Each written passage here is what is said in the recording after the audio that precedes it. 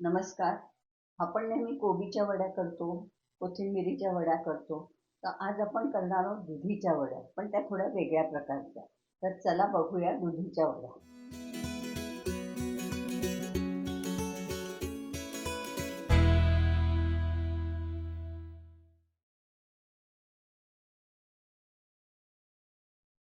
आपण एक मध्यम आकाराचा दुधी घेतलाय.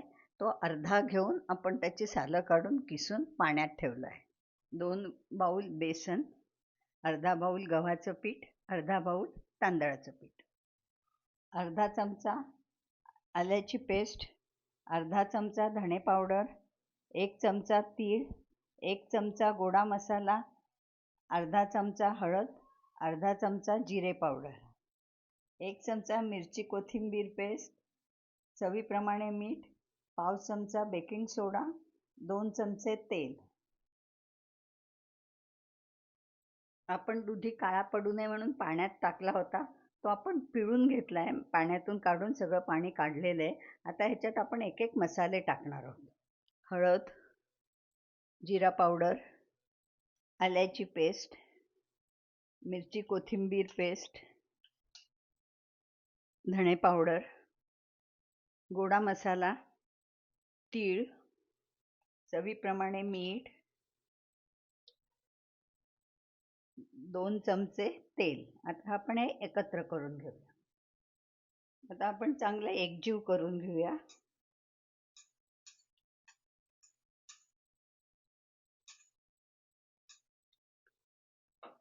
तांदळाचं पीठ, गव्हाचं पीठ, बेसन,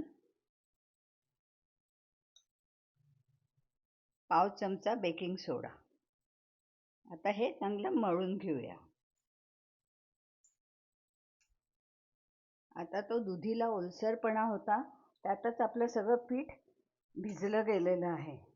त्यामुळे दुधी चांगला पिळून घेतला की चांगलं पाणी जास्त राहत नाही आणि आपलं चांगलं पीठ भिजलं जातं. आता आपला हा चांगला गोळा झालेला आहे.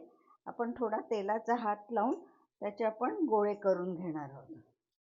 आता आपण चाळणी घेतली आहे, त्यात आपण ॲल्युमिनियम फॉईल टाकली आहे. तुम्ही हातरुमाल सुद्धा टाकू शकता, कारण ते चिटकू नये खाली म्हणून. खाली तेल लावून सुद्धा डायरेक्ट ठेवू शकता. तर ह्याच्यात आपण लोंढे करून ठेवणार आहोत. थोडा हाताला आपण तेलाचा हात लावूया, म्हणजे लोंढे करायला सोपे जाते.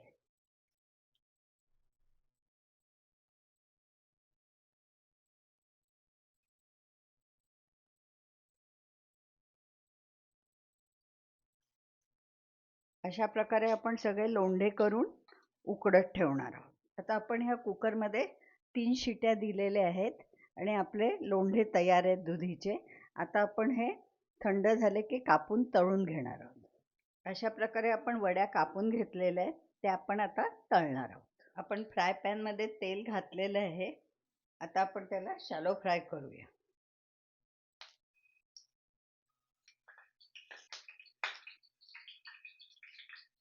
ह्याला तुम्ही नुसती फोडणी देऊन जरी तेलावर हिंग, मोहरी, मिरच्या आणि थोडे तीळ घालून फोडणी देऊन सुद्धा तुम्ही करू शकतात.